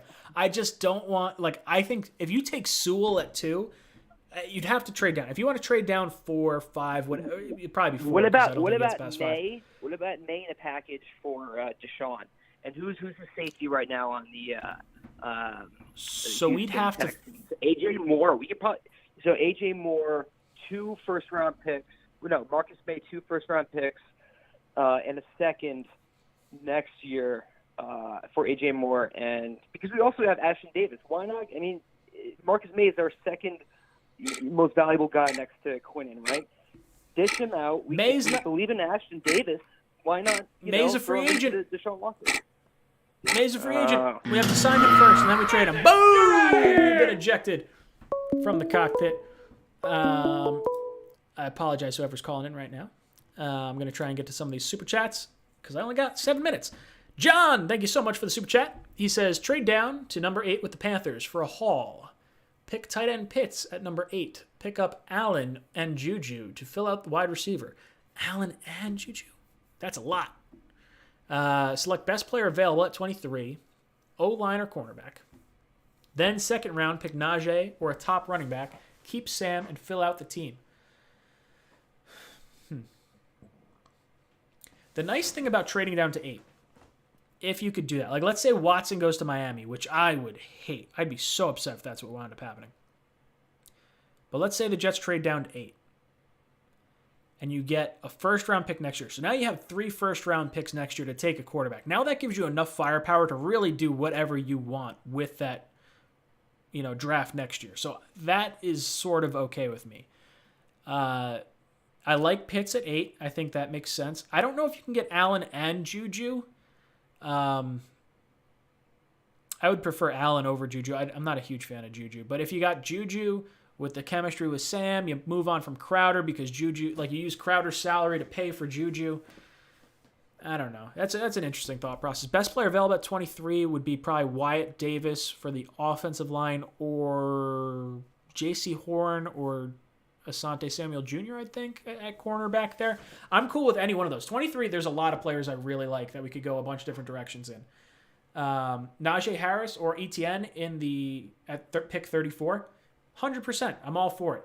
Now, if one of those two guys is not there, I would probably rather use a third-round pick on a running back, and then I would opt for like an edge rusher or something there because I really think edge rusher is a huge, huge need for this team. God, it really depends on what's going to happen with the Jets. Are we offered a pick from the Falcons? Are we offered a pick from... I don't know. I have a hard time seeing the Jets passing on a quarterback based on everything I've seen from Sam and not having your quarterback with like the new GM and the new head coach.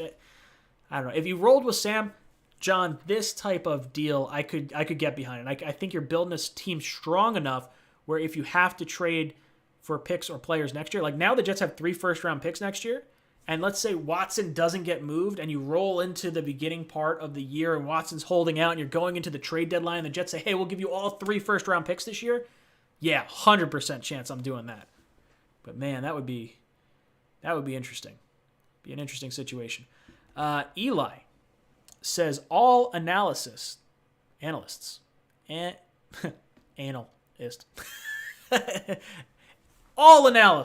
all analysts will switch to Justin Fields after his pro day. His pro day, I believe, is like March 30th or 31st. That could be a huge day for the Jets. Like we may not trade Sam until after we see Fields throw the ball and do everything in terms of interview process. The Jets are going to do their due diligence. There's no reason to trade for Watson right now unless Watson is going to, go to Miami. Like if I'm the Jets, I put an offer out to the Texans like, hey, if you decide you want to trade Watson, let us know. Like we can put together a better trade offer than anyone else, but let us know. Like we're going to go about our business right now, do our thing, and then we're going to look at the whole Watson situation if it becomes available. That way, at least you sort of prevent them from going immediately to Miami. There's at least like, hey, tell us. We can offer you a nice set of picks, maybe not blow them out of the water, but offer them a nice haul of picks. I think number 2, if you offer them 3 first-round picks, one over the course of the next 3 years, 100% I'd do that. But if Fields has a great pro day, and now you're sitting there and you're like, oh man, what do we do? Because I could get on board with Fields. I really like Fields a lot. I just think there's something to the slower decision-making, and that could play a factor in it. If they think he doesn't have that slow decision-making, it would not shock me to see Fields go, because he is a 6'3" version of Russell Wilson. The dude doesn't go down. He is a tough son of a bitch. And I've brought it up twice this stream, I love his personality. The vindictive, anger that he has to, go after someone is the mentality you need to be a quarterback and to be a great quarterback. Not just a good quarterback, but a great quarterback. And then you worry about Zach Wilson a little bit, I guess. Is he a 3-car garage type guy? I don't buy it. I don't really think so. I think he's a good kid. We'll see. Liam saying, when is Wilson and Fields pro days? I believe, I think Trey Lance has his first at the beginning of March. I want to say Zach Wilson's the middle of March, and then I think Justin Fields is the end of March, if I'm not mistaken. I should probably look into this. I saw it today, so I know it's there. Mutt Viles, I'm going to try and get your comment on this. Oh, there it is. Okay, it just popped through. Ryan, going to the Bengals game with some friends. Will I see you there, brother? Possibly. I don't know. It depends how many fans they allow in the stands, because I don't know if I want to go to a game that's 25% capacity. That's just not super appealing to me. If they're allowing full capacity games, then yeah, I'll probably go to a game this year. I would be pretty surprised if I didn't get to one. Now, I don't know if they're going to do a draft party this year. I'm probably not going to do the draft party this year, just because I had a lot of fun doing the draft with Green Bean and Matt and those guys last year. So I'll probably try to do something like that again, especially because we have 2 first-round picks, and we could have a 3rd first-round pick if we trade Sam Darnold. But the Bengals game, God, I don't know. Was that just because it was the cheapest ticket, Mutt Files? Because there's a lot of other teams I would want to watch play than the Bengals. I don't know. I don't know who I'd want to see. Who are we playing next year? Next year is it the AFC South? Because I think it's the Jaguars that the Jets are playing. I think it's Jaguars, Titans. No, maybe not. I don't know. I'm losing track. I have the thing sitting right next to me on the little scroll wheel, and I haven't paid attention to it. I don't know. I feel like the Bengals would not be a game I'd choose. I used to have season tickets. I had season tickets for the longest time. We had season tickets from 95 through 2008. So I shouldn't say for the longest time, but we had it for a pretty long amount of time. Basically through my entire childhood. The only reason we got rid of them is because the group of guys we were sitting with in the stadium, once the new stadium came around, they split everyone up. So you could request to be together, but there's no guarantee you'd be there. So I don't know. I basically try to go to a game or 2 a year. because I enjoy watching the game. I enjoy watching the Jets game, and then I enjoy watching the rest of the games, mainly because the Jets have stunk the last, like, 3, 4, 10, 20, 50 years.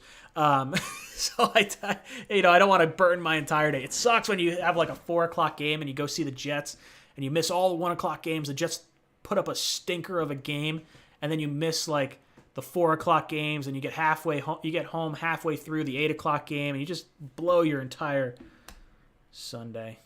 I don't know. All right, guys. So I would say we are getting towards the end of my show. So cue the Rock Angel music. It's been fun. I will be back here tomorrow night talking Jets with Green Bean and O'Leary. Green Bean, if you have not, I know you guys are probably hanging around, but if you want to jump into Green Bean's 10 o'clock mock, he's got that going on. Green Bean, the Jets fan, make sure you tune into that. That's going on right now. If you want to hang out with us tomorrow, talking Jets, 8 o'clock to 10 o'clock. Tomorrow, if you want to be a part of my 10 o'clock mock tomorrow night at 10 o'clock, if you want to become a member of the channel, there's a little blue join button down below. If you'd like to donate a little bit to the channel, that you become a member, and then you wind up getting cool emojis and stuff like that for the live streams. And for the comment box, if you see the JETS pop up, that's what it's from. But guys, my name is Ryan. I've been your pilot tonight. I'll be back here tomorrow. I got some more videos coming out for you. I got to edit one after tonight once I hop off here. But guys, I love your faces, and as always, go Jets.